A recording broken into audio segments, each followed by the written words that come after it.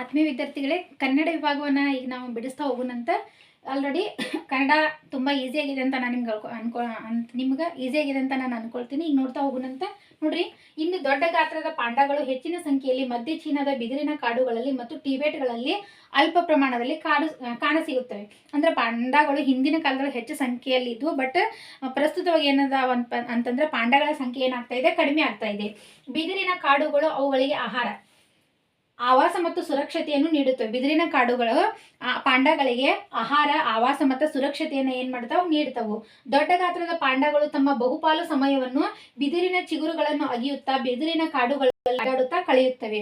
ದೊಡ್ಡ ಗಾತ್ರದ ಪಾಂಡಗಳು ಏನ್ ಮಾಡ್ತಪ್ಪ, ತಮ್ಮ ಒಂದು ಜೀವನದ ಬಹುಪಾಲು ಸಮಯವನ್ನ ಆಹಾರವನ್ನ ಬಿದಿರಿನ ಚಿಗುರುಗಳನ್ನ ತಿನ್ಕೊಳ್ತಾ ಮತ್ತೆ ಬಿದಿರಿನ ಕಾಡುಗಳಲ್ಲಿ ಅಡ್ಡಾಡ್ತಾ ಕಾಲವನ್ನ ಕಳೀತಾವು. ಅವು ಬಿದಿರಿನ ಚಿಗುರುಗಳನ್ನು ಅಪಾರ ಪ್ರಮಾಣದಲ್ಲಿ ಸೇವಿಸುವುದರಿಂದಲೂ ಈ ಚಿಗುರುಗಳ ಹೊರತಾಗಿ ಅವು ಬೇರೇನೋ ಆಹಾರವನ್ನು ತಿನ್ನದಿರುವುದರಿಂದಲೂ ಅವುಗಳಿಗೆ ಸದಾಕಾಲವು ಆಹಾರ ದೊರಕುವುದಿಲ್ಲ. ಯಾಕಂದ್ರೆ ಅವು ಅತಿ ಹೆಚ್ಚಿನ ಪ್ರಮಾಣದಲ್ಲಿ ಬಿದಿರಿನ ಚಿಗುರುಗಳನ್ನು ತಿಂತಾವು. ಮತ್ತೇನಪ್ಪಾ ಅಂತಂದ್ರೆ ಅವು ಬಿದಿರಿನ ಚಿಗುರಿನ ಬಿಟ್ಟು ಬೇರೆ ಏನನ್ನೂ ಸೇವಿಸೋದಿಲ್ಲ. ಅದಕ್ಕೋಸ್ಕರ ಅವುಗಳಿಗೆ ಆಹಾರ ಹೆಚ್ಚಿನ ಪ್ರಮಾಣದಲ್ಲಿ ಸಾಕಾಗುವಷ್ಟು ಏನಾಗಂಗಿಲ್ಲ, ಸಿಗೋದಿಲ್ಲ. ಇವುಗಳ ಆವಾಸ ಸ್ಥಾನವನ್ನು ಬೃಹತ್ ಪ್ರಮಾಣದಲ್ಲಿ ನಾಶ ಮಾಡುತ್ತಿರುವುದರಿಂದಲೂ ಪಾಂಡಗಳನ್ನು ಅಪಾರ ಪ್ರಮಾಣದಲ್ಲಿ ಬೇಟೆಯಾಡುವುದರಿಂದಲೂ ಇವುಗಳ ಸಂತತಿ ಅಳಿವಿನಂಚಿಗೆ ಸಾಗ್ತಾ ಇದೆ. ಇವುಗಳ ಸಂತತಿ ಏನಾಗ್ತಾ ಇದೆ, ನಶಿಸಿ ಹೋಗಾಕುಂತದೆ. ಕಾರಣ ಏನಪ್ಪಾ ಅಂದ್ರೆ ಇವುಗಳನ್ನ ಬೇಟೆ ಆಡ್ತಾರೆ. ಮತ್ತೇನಪ್ಪಾ ಅಂತಂದ್ರೆ ಇವುಗಳ ಆವಾಸ ಸ್ಥಾನವನ್ನ ಅಪಾರ ಪ್ರಮಾಣದಲ್ಲಿ, ಬೃಹತ್ ಪ್ರಮಾಣದಲ್ಲಿ ಏನ್ ಮಾಡ್ಲಾಗ್ತದೆ, ನಾಶ ಮಾಡ್ಲಾಗಕುಂತತಿ. ಇವುಗಳನ್ನು ಈಗ ಮೃಗಾಲಯಗಳಲ್ಲಿ ಮಾತ್ರವೇ ನೋಡಲು ಸಾಧ್ಯ. ಆದರೆ ದೊಡ್ಡ ಗಾತ್ರದ ಪಾಂಡಗಳ ಸಂರಕ್ಷಣೆ ಅಷ್ಟೊಂದು ಸುಲಭವಾದುದಲ್ಲ. ಯಾಕಂದ್ರೆ ಅವುಗಳಿಗೆ ಆಹಾರವನ್ನ ಸರಬರಾಜು ಮಾಡೋದು ಏನಾಗಿದೆ, ತುಂಬಾ ಕಷ್ಟ ಆಗಿರ್ತದೆ. ಅದಕ್ಕೋಸ್ಕರ ದೊಡ್ಡ ಗಾತ್ರದ ಪಾಂಡಗಳನ್ನ ಸಂರಕ್ಷಣೆ ಮಾಡೋದು ಅಷ್ಟೊಂದು ಸುಲಭವಾದಂತ ಕೆಲಸ ಅಲ್ಲ ಅಂತ ಹೇಳಿ ಏನ್ ಮಾಡಿದ್ದಾರೆ, ಒಂದು ಪ್ಯಾಸೇಜ್ ಅನ್ನ ಕೊಟ್ಟಿದ್ದಾರೆ. ಅದ್ರ ರಿಲೇಟೆಡ್ ಇಲ್ಲಿ ಪ್ರಶ್ನೆ ಕೇಳ ಏನಂತಂದ್ರೆ, ನೋಡ್ರಿ, ದೊಡ್ಡ ಗಾತ್ರದ ಪಾಂಡಗಳನ್ನು ಮೃಗಾಲಯದಲ್ಲಿ ಸಂರಕ್ಷಿಸುವುದು ತುಂಬಾ ಕಠಿಣ. ಯಾಕೆ ಕಠಿಣ ಅಂದ್ರೆ ಆಲ್ರೆಡಿ ಕೊಟ್ಟಿದ್ದಾರೆ. ಅವುಗಳಿಗೆ ಆಹಾರ ಸಂರಕ್ಷಣೆಯನ್ನ, ಅವುಗಳಿಗೆ ಆಹಾರವನ್ನ ಸರಬರಾಜು ಮಾಡುವುದು ಅಷ್ಟು ಸುಲಭವಾದಂತ ಕೆಲಸ ಅಲ್ಲ. ನೋಡ್ರಿ, ಅವುಗಳಿಗೆ ಆಹಾರ ಸರಬರಾಜು ಮಾಡುವುದು ತುಂಬಾ ಕಷ್ಟ. ಅದರ ಕಾರಣಕ್ಕಾಗಿ ಏನಂತಂದ್ರೆ ದೊಡ್ಡ ಗಾತ್ರದ ಪಾಂಡಗಳನ್ನ ಮೃಗಾಲಯದಲ್ಲಿ ಸಂರಕ್ಷಣೆ ಮಾಡಿಡೋದು ಕಷ್ಟ. ಇನ್ನು ದೊಡ್ಡ ಗಾತ್ರದ ಪಾಂಡಗಳ ಮುಖ್ಯ ಆಹಾರ ಯಾವ್ದಾಗಿತ್ತಪ್ಪ ಅಂದ್ರೆ ಬಿದಿರಿನ ಚಿಗುರುಗಳು ಅವುಗಳ ಮುಖ್ಯ ಆಹಾರ ಆಗಿದೆ. ಇನ್ನ ಈ ಅಪೂರ್ವ ಪ್ರಾಣಿ ಸಂತತಿ ನಶಿಸುತ್ತಿರಲು ಕಾರಣ ಏನಪ್ಪಾ ಅಂದ್ರೆ ಇಲ್ಲಿ ಕೊಟ್ಟಿದ್ದಾರೆ. ನೋಡ್ರಿ, ಆವಾಸ ಸ್ಥಾನವನ್ನ ಏನಂತಂದ್ರೆ ಬೃಹತ್ ಪ್ರಮಾಣದಲ್ಲಿ ಏನ್ ಮಾಡ್ಲಾಗತ್ತೈತಿ, ನಾಶ ಮಾಡ್ಲಾಗಕುಂತತಿ. ಮತ್ತೆ ಹೆಚ್ಚಿನ ಸಂಖ್ಯೆಯಲ್ಲಿ ಏನ್ ಮಾಡ್ಲಾಗತ್ತೈತಿ, ಬೇಟೆ ಮಾಡ್ಲಾಗತ್ತೈತಿ. ಅದಕ್ಕೋಸ್ಕರ ಇದು ಏನಪ್ಪಾ ಅಂದ್ರೆ ಇವುಗಳ ಸಂತತಿ ನಶಿಸೋದಕ್ಕೆ ಕಾರಣ ಆಗತೈತಿ. ಇಲ್ಲಿ 63ಕ್ಕೆ ಸರಿಯಾದಂತ ಉತ್ತರ ಯಾವ್ದಂದ್ರೆ ಬಿ ಬರ್ತೈತಿ. ಇನ್ನು ನೆಕ್ಸ್ಟ್ ಬಂದಾಗ ಕೆಳಗಿನವುಗಳಲ್ಲಿ ವಿಶಾಲ ಶಬ್ದದ ವಿರುದ್ಧ ಪದ ಅಂತ ಕೇಳಿದ್ದಾರೆ. ವಿಶಾಲ ಪದದ ವಿರುದ್ಧ ಪದ ಯಾವ್ದಾಗ್ತದೆ ಅಂದ್ರೆ ನೀಳ ಅಂತ ಆಗ್ತದೆ. ವಿಶಾಲ ಪದದ ವಿರುದ್ಧ ಪದ ಏನಾಗ್ತದೆ, ನೀಳ ಆಗ್ತದೆ. ಒಂದ್ ವೇಳೆ ಹೆಚ್ಚು ಅಂತ ಕೊಟ್ಟಿದ್ರೆ ಅದೇನಾಗ್ತಾ ಇತ್ತು, ಕಡಿಮೆ ಆಗ್ತಾ ಇತ್ತು. ಬಟ್ ವಿಶಾಲ ಅಂತ ಕೊಟ್ಟಿರ, ವಿಶಾಲ ಪದದ ವಿರುದ್ಧ ಪದ ಏನಾಗ್ತದೆ, ನೀಳ ಆಗ್ತದೆ. ಇಲ್ಲಿ ಕೊಟ್ಟಂತ ಆನ್ಸರ್ ಒಳಗೆ ವಿಶಾಲ ಪದದ ವಿರುದ್ಧ ಪದ ಏನಾಗ್ತದೆ, ನೀಳ ಆಗ್ತದೆ. ಓಕೆ, ಅದು ಕರೆಕ್ಟಾಗಿ ಹೇಳ್ಬೇಕಂದ್ರೆ ವಿಶಾಲ ಪದದ ವಿರುದ್ಧ ಪದ ಸಂಕುಚಿತ. ಬಟ್ ನಾವು ಆಪ್ಷನ್ ಅನ್ನು ನೋಡಿದಾಗ ಸರಿಯಾದಂತ ಆನ್ಸರ್ ಯಾವ್ದಾಗ್ತದಪ್ಪ ಅಂತಂದ್ರೆ ನೀಳ ಆಗ್ತದೆ. ಇನ್ನ ಮೃಗಾಲಯ ಅಂತಂದ್ರೆ ಏನು ನೋಡ್ರಿ, ಪ್ರಾಣಿ ಮತ್ತು ಪಕ್ಷಿಗಳನ್ನು ಬೋನುಗಳಲ್ಲಿ ಮತ್ತು ಪಂಜರಗಳಲ್ಲೂ ಇಡುವ ಸ್ಥಳವನ್ನು ನಾವೇನಂತ ಕರಿತೀವಿ, ಮೃಗಾಲಯ ಅಂತ ಹೇಳಿ ಏನ್ ಮಾಡ್ತೇವಿ, ಕರಿತೀವಿ. ಇನ್ನ ನೆಕ್ಸ್ಟ್ ಬಂದಾಗ ಮೂರನೇ ಪ್ಯಾಸೇಜ್ ಅನ್ನ ನಾವು ನೋಡಿದಾಗ, ಓಕೆ, ವಾಕ್ಯವೃಂದ 2 ಏನೈತಂತ ನೋಡ್ರಿ. ದೆಹಲಿಯ ರಾಷ್ಟ್ರೀಯ ವಸ್ತು ಪ್ರದರ್ಶನಾಲಯದಲ್ಲಿರುವ ಒಂದು ದಪ್ಪ ಗಾಜಿನ ಸೀಸೆಯ ಹಿಂದೆ ಇರುವ ಜಗತ್ಪ್ರಸಿದ್ಧ ನರ್ತಕಿಯ ಕಲಾಕೃತಿಯನ್ನು ಪ್ರತಿಯೊಬ್ಬರು ನೋಡಲೇಬೇಕು. ಇದು ಮೊಹೆಂಜೊದಾರೋದಲ್ಲಿ ದೊರೆತ ಅಪರೂಪದ ಕಂಚಿನ ನರ್ತಕಿಯ ಕಲಾಕೃತಿ. ನಮ್ಮ ಶಾಲಾ ಪಠ್ಯಪುಸ್ತಕಗಳು ಈ 5000 ವರ್ಷಗಳ ಹಿಂದಿನ ನಮ್ಮ ಪರಂಪರೆಯ ಬಗ್ಗೆ ತಿಳಿಸುತ್ತದೆ. ಇಲ್ಲಿ ನಾಗರಿಕತೆಗಳು ಬರ್ತಾವೆ, ನಮ್ಮ ಭಾರತೀಯ ನಾಗರಿಕತೆಗಳು, ಹರಪ್ಪ ಮತ್ತು ಮೊಹೆಂಜೊದಾರೋ ಅಂತಕ್ಕಂಥ ನಾಗರಿಕತೆಗಳು ಬರ್ತಾವೆ. ಆ ನಾಗರಿಕತೆಗಳಲ್ಲಿ ಸಿಕ್ಕಂತ ಕಲಾಕೃತಿಗಳ ಬಗ್ಗೆ ಇಲ್ಲಿ ಏನ್ ಮಾಡಿದಾರೆ ಅಂದ್ರೆ ತಿಳಿಸಿದ್ದಾರೆ. ಆಕೆ ಎಡಗೈಯಲ್ಲಿ ಚಿಪ್ಪುಗಳಿಂದಲೂ ದಂತ ಅಂತಂದ್ರೆ ಹಲ್ಲುಗಳು, ಲೋಹಗಳಿಂದಲೂ ತಯಾರಿಸಲಾದ ಬಳೆಗಳು ತೋಳುಗಳಿಂದ ಮೊಳಕೆಯವರೆಗೂ ಅಲಂಕೃತಗೊಂಡಿವೆ. ಆಕೆಯ ಕೊರಳಿನಲ್ಲಿ 3 ಪದಕಗಳೊಂದಿಗೆ ಆಧುನಿಕ ಕಲಾ ಶೈಲಿಯಲ್ಲಿ ನಿರ್ಮಿತವಾಗಿರುವ ಕಂಠಹಾರವು, ಬಲಗೈಯ ಮುಂಗೈ ಮತ್ತು ಮೊಳಕೈಗಳಲ್ಲಿ ಕೆಲವು ಬಳೆಗಳು ಇವೆ. ಆಕೆ ನಿರ್ಭೀತ ಮಾನವ ಶಕ್ತಿಯ ಪ್ರತೀಕದಂತೆ ಕಾಣಿಸುತ್ತಾಳೆ ಮತ್ತು ಒಂದು ಕಲಾಕೃತಿಯು ನಮ್ಮ ಇಂದ್ರಿಯಗಳ ಮೇಲೆ ಪರಿಣಾಮಕಾರಿ ಪ್ರಭಾವ ಬೀರುವುದನ್ನು ಇದು ಪ್ರತಿನಿಧಿಸುತ್ತದೆ. ಇಲ್ಲಿ ಏನಪ್ಪಾ ಅಂದ್ರೆ ಒಂದು ಕಲಾಕೃತಿಯ ಬಗ್ಗೆ, ಹರಪ್ಪ ಮತ್ತು ಮೊಹೆಂಜೊದಾರೋನಲ್ಲಿ ಸಿಕ್ಕಂತ ಒಂದು ಕಲಾಕೃತಿಯ ಬಗ್ಗೆ ಇಲ್ಲಿ ಏನ್ ಮಾಡಿದ್ದಾರೆ ಅಂತಂದ್ರೆ ಕೊಟ್ಟಿದ್ದಾರೆ. ಹಾಗಾದ್ರೆ ನೋಡ್ರಿ, ನರ್ತಕಿಯು ದಪ್ಪ ಗಾಜಿನ ಸೀಸೆಯ ಹಿಂದೆ ಇರಲು ಕಾರಣ ಯಾಕಂತಂದ್ರೆ ಆಕಿ ಏನಪ್ಪಾ ಅಂತಂದ್ರೆ ಒಂದು ದಪ್ಪದಂತ ಸೀಸೆಯ ಹಿಂದೆ ಅದಳ. ಯಾರಪ್ಪ, ನರ್ತಕಿ ಅಂತಂದ್ರೆ ನೋಡ್ರಿ, ಗಾಜಿನ ಸಿಸೆ ಹಿಂದೆ ಇರುವ ಜಗತ್ ಪ್ರಸಿದ್ಧ ನರ್ತಕಿಯು ಕಲಾಕೃತಿ ಪ್ರತಿಯೊಬ್ಬರು ಇದು ಏನಪ್ಪಾ ಅಂತಂದ್ರೆ ಇದೊಂದು ಅಪರೂಪದ ಕಲಾಕೃತಿ. ಆಕೆ ಪ್ರಸಿದ್ಧ ನರ್ತಕಿ, ಯಾಕಂದ್ರೆ ಅದಕ್ಕೆ ಯಾವುದೇ ಕಲಾಕೃತಿಗೆ ಯಾವುದೇ ರೀತಿಯಾದಂಥ ಜೀವ ಇಲ್ಲ. ಆಕೆ ನಿರ್ಭಯಳು, ಅದಕ್ಕೂ ಕೂಡ ಏನಿಲ್ಲಪ್ಪ ಅಂತಂದ್ರೆ ಜೀವ ಇಲ್ಲ. ಬೆಲೆ ಬಾಳುವ ಆಭರಣಗಳನ್ನು ಆಕೆಗೆ ತೊಡಿಸಲಾಗಿದೆ. ಇದು ಬೆಲೆ ಬಾಳುವ ಆಭರಣಗಳನ್ನು ಹಿಂದೆ ತೊಡಿಸಲಾಗಿತ್ತು, ಅದರ ಒಂದು ಕಲಾಕೃತಿನ ಅಲ್ಲಿ ತಂದು ಏನ್ ಮಾಡಿದ್ರೆ ಇಟ್ಟಿದ್ದಾರೆ. ಹಾಗಾದ್ರೆ ಅದನ್ನ ಸೀಸೆಯ ಹಿಂದೆ ಇಡಲು ಕಾರಣ ಏನಪ್ಪಾ ಅಂತಂದ್ರೆ ಅದೊಂದು ಅಪರೂಪದ ಕಲಾಕೃತಿಯಾಗಿದೆ. ಅದನ್ನ ನಮ್ಮ ಸಂಸ್ಕೃತಿ, ನಮ್ಮ ಆಚಾರ ವಿಚಾರಗಳನ್ನ, ನಮ್ಮ ಪೂರ್ವಜರ ಒಂದು ವಿಧಾನಗಳನ್ನ, ಅಂದ್ರೆ ಬದುಕಿನ ವಿಧಾನಗಳನ್ನ ಈಗಲೂ ಕೂಡ ತೋರ್ಪಡಿಸಾಕುಂತತಿ ಅಂತಂದ್ರೆ ಅದಕ್ಕೆ ಮುಖ್ಯ ಕಾರಣ ಏನಪ್ಪಾ ಅಂದ್ರೆ ಈ ಕಲಾಕೃತಿಗಳು, ನಾವು ಸಂರಕ್ಷಣೆ ಮಾಡಿದಂತ ವಾಸ್ತುಶಿಲ್ಪಗಳು. ಅದಕ್ಕೋಸ್ಕರ ಅವುಗಳನ್ನ ಏನ್ ಮಾಡಿದಾರಪ್ಪ ಅಂದ್ರೆ ಸಂರಕ್ಷಣೆ ಮಾಡಿ ಏನು ಗಾಜಿನ ಹಿಂದ್ಗಡೆ ಇಟ್ಟಿರ್ತಾರೆ. ಯಾಕಂದ್ರೆ ಎಲ್ಲರೂ ಹೋಗಿ ಟಚ್ ಮಾಡಿಬಿಟ್ರೆ ಅಂತಂದ್ರೆ ಅದೇನಾಗ್ತತಿ, ಕಲಾಕೃತಿ ಹಾಳಾಗಿ ಹೋಗ್ಬಿಡ್ತತಿ. ಸೊ ಅದಕ್ಕೋಸ್ಕರ ಅದೊಂದು ಅಪರೂಪದ ಕಲಾಕೃತಿ ಆಗಿರೋದ್ರಿಂದ ಅದನ್ನ ಏನ್ ಮಾಡಿದಾರೆ, ಗಾಜಿನ ಸಿಸಿಐ ಹಿಂದ್ಗಡೆ ಇಟ್ಟಿದ್ದಾರೆ. ಇನ್ನ ಪದಕಗಳು ಯಾವುದರ ಭಾಗ ಅಂತ ಕೇಳಿದ್ದಾರೆ. ಹಾಗಾದ್ರೆ ಪದಕಗಳೊಂದಿಗೆ ಆಕೆಯ ಕೊರಳಿನಲ್ಲಿ 3 ಪದಕಗಳೊಂದಿಗೆ ಆಧುನಿಕ ಕಲಾ ಶೈಲಿಯಲ್ಲಿ ನಿರ್ಮಿತವಾಗಿರುವ ಕಂಠಹಾರ. ಹಾಗಾದ್ರೆ ಇದ್ರೊಳಗ ಸರಿಯಾದಂತ ಆನ್ಸರ್ ಯಾವ್ದು ಬರ್ತತಿ? ಕಂಠಹಾರ. ಬಳೆಗಳು, ಕಂಠಹಾರ, ಮುಂಗೈ ಕಡಗಗಳು, ಮೊಳಕೈಗೆ ತಾಗುತ್ತಿರುವ ಆಭರಣಗಳು ಅಂತಂದಾಗ ಇಲ್ಲಿ ಪದಕಗಳು. ಇಲ್ಲಿ ನೋಡ್ರಿ, ಆಕೆಯ ಕೊರಳಿನಲ್ಲಿ 3 ಪದಕಗಳೊಂದಿಗೆ ಆಧುನಿಕ ಕಲಾ ಶೈಲಿಯಲ್ಲಿ ನಿರ್ಮಿತವಾಗಿರುವ ಕಂಠಹಾರಗಳು. ಹಾಗಾದ್ರೆ ಕಂಠಹಾರ ಅಂತಕ್ಕಂಥ ಆಪ್ಷನ್ ಬಿ ಅಂತಕ್ಕಂಥದ್ದು ಇದ್ರೊಳಗೆ ಏನಾಗ್ತತಿ, ಸರಿ ಆಗ್ತತಿ. ಇನ್ನು ಹೇಳಿಕೆ 1 ಮತ್ತು 2 ಓದಿಕೊಂಡು ಕೆಳಗೆ ನೀಡಲಾಗಿರುವ ಸರಿಯಾದ ಉತ್ತರವನ್ನು ಆಯ್ಕೆ ಮಾಡಿ ಅಂತ ಕೊಟ್ಟಿದ್ದಾರೆ. ಆಕೆಯ ಬಳೆಗಳು ಚಿಪ್ಪುಗಳ ಮತ್ತು ತೆಳುವಾದ ಲೋಹಗಳಿಂದ ತಯಾರಿಸಲ್ಪಟ್ಟಿವೆ. ಆಕೆ ದಂತದಿಂದ ತಯಾರಿಸಲಾದ ಕಂಠಹಾರವನ್ನು ಧರಿಸಿದ್ದಾಳೆ. ನೋಡ್ರಿ, ಇಲ್ಲೇನಪ್ಪಾ ಅಂತಂದ್ರೆ ಆಕೆ ಎಡಗೈ ಚಿಪ್ಪುಗಳಿಂದಲೂ ದಂತದಿಂದಲೂ ಲೋಹದಿಂದಲೂ ತಯಾರಿಸಲಾದ ಬಳೆಗಳಿಂದ ಏನು ಮೊಳಕೈವರೆಗೂ ಅಲಂಕೃತಗೊಂಡಿವೆ ಅಂತಂದ್ರೆ ಆಪ್ಷನ್ ಏನಾಗ್ತದೆ ಸರಿ ಆಗ್ತದೆ.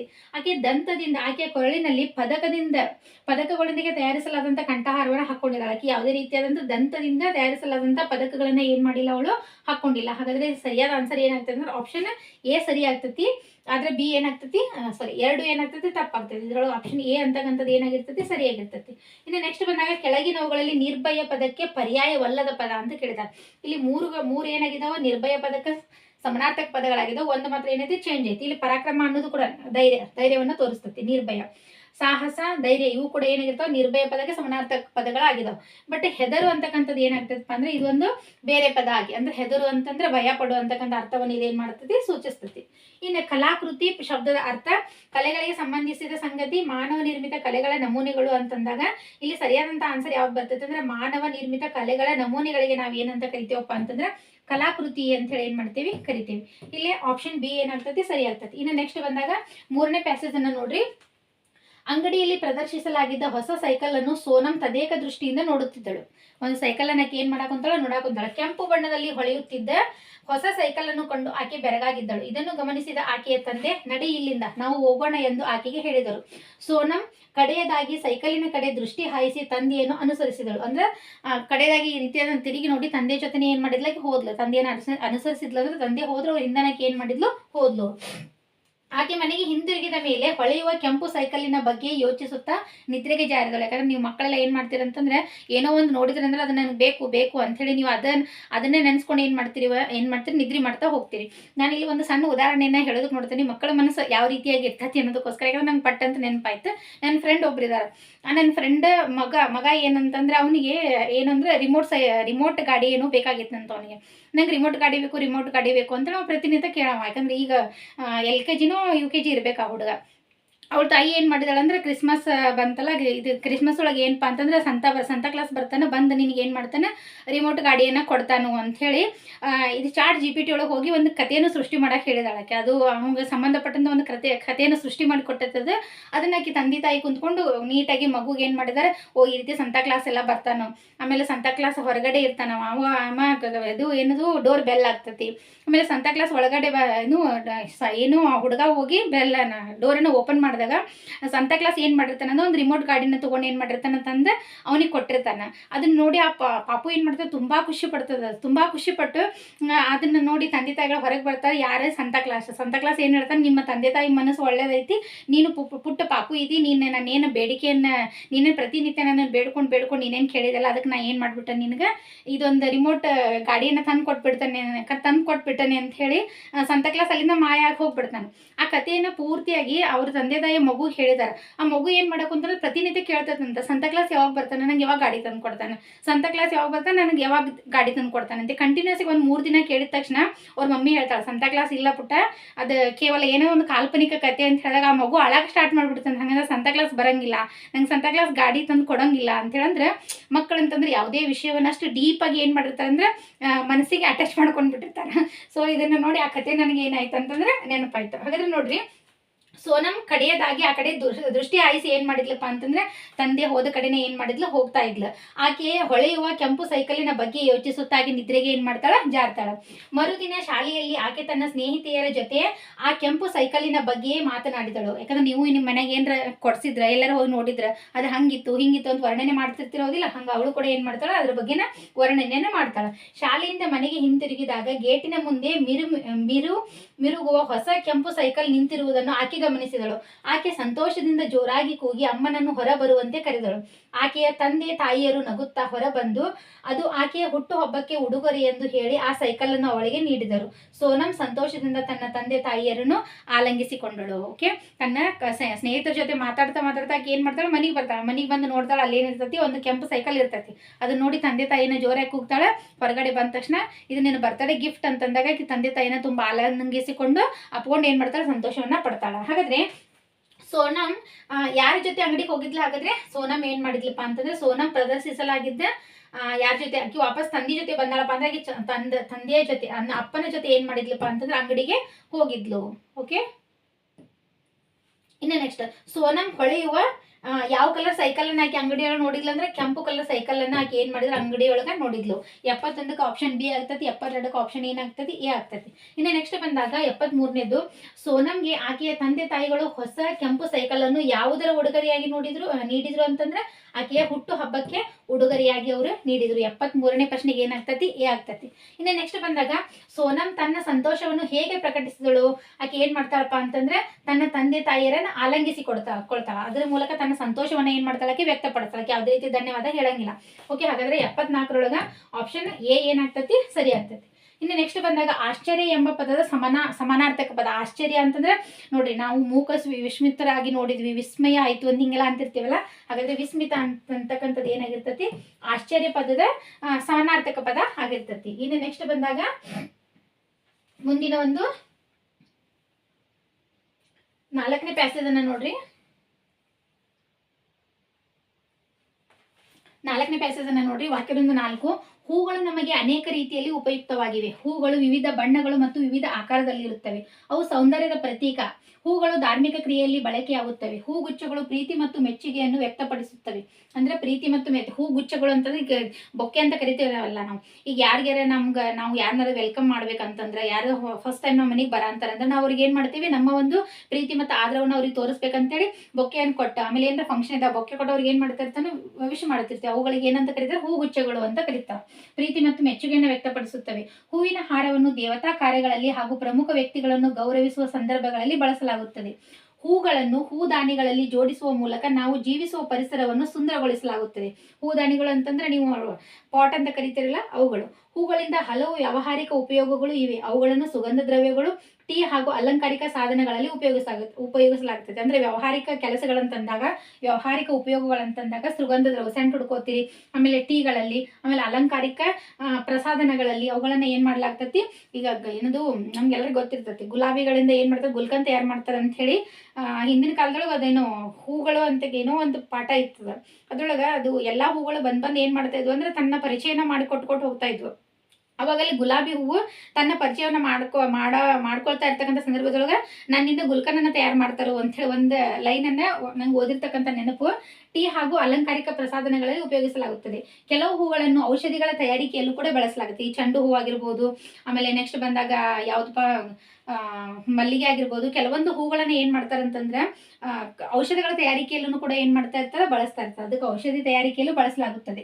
ಸಂಕ್ಷಿಪ್ತವಾಗಿ ಹೇಳುವುದಾದರೆ ಹೂಗಳು ಮಹತ್ವವಾದವುಗಳು, ಏಕೆಂದ್ರೆ ಅವು ಶರೀರ ಹಾಗೂ ಮನಸ್ಸಿನ ಮೇಲೆ ಸಕಾರಾತ್ಮಕ ಪರಿಣಾಮವನ್ನ ಬೀರ್ತಾವೆ. ಯಾಕಂದ್ರೆ ಹೂಗಳು ಯಾವಾಗ್ಲೂ ಅರಳ್ಕೊಂಡಿರ್ತಾವೆ. ನೋಡಿ, ಮುದುಡಿದಂತ ಮುಖವನ್ನು ನೋಡಿದ್ರೆ ನಮ್ಮಲ್ಲಿ ಏನಾಗ್ತದೆ, ಅವ್ರ ಮುಖ ನೋಡಿದ ತಕ್ಷಣ ನಮಗೂ ಅದೇ ರೀತಿ ಫೀಲ್ ಬಂದ್ಬಿಡ್ತೈತಿ. ಅದನ್ನ ನಕ್ಕೊಂತಿರ್ತಕ್ಕಂಥ ಹೂವಿನ ತರ ಅರಳಿರ್ತಕ್ಕಂಥ ಮುಖವನ್ನು ನೋಡಿದ್ರೆ ನಮಗೂ ಕೂಡ ಏನಾಗ್ತಾ ಇರ್ತದೆ, ಏನಾಗ್ತೈತಿ ಅದೇ ರೀತಿ ಫೀಲ್ ಆಗ್ತಾ ಇರ್ತದೆ. ಅವ್ರು ನೋಡಿದ ತಕ್ಷಣ ನಮ್ಮಲ್ಲಿನೂ ಕೂಡ ಅದೇ ರೀತಿಯಾದಂಥ ನೆಗೆಟಿವ್ ಎನರ್ಜಿ ಸಕಾರಾತ್ಮಕವಾದಂಥ ಒಂದು ಭಾವನೆ ಏನಾಗ್ತೈತಿ ಬರ್ತದೆ. ಅದಕ್ಕೋಸ್ಕರ ಏನಪ್ಪಾ ಅಂತಂದ್ರೆ ಹೂಗಳು ಏನು ಮಾಡ್ತಾವಪ್ಪ ಅಂದ್ರೆ ನಮ್ಮ ಶರೀರದ ಮೇಲೆ, ನಮ್ಮ ಮನಸ್ಸಿನ ಮೇಲೆ ಸಕಾರಾತ್ಮಕವಾಗಿರ್ತಕ್ಕಂಥ ಪರಿಣಾಮವನ್ನ ಬೀರ್ತಾವು.